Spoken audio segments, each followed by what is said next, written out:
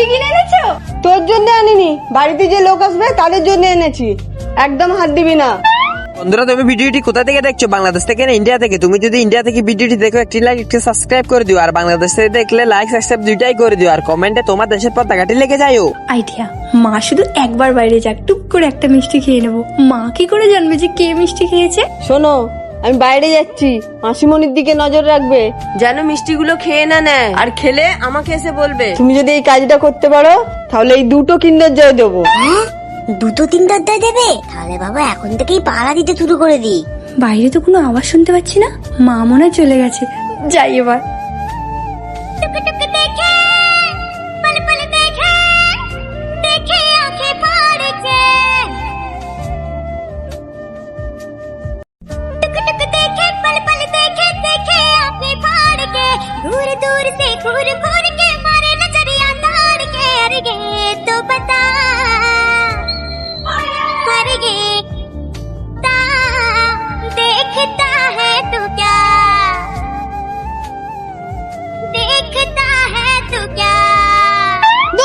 আমি মিষ্টি খাবোই না।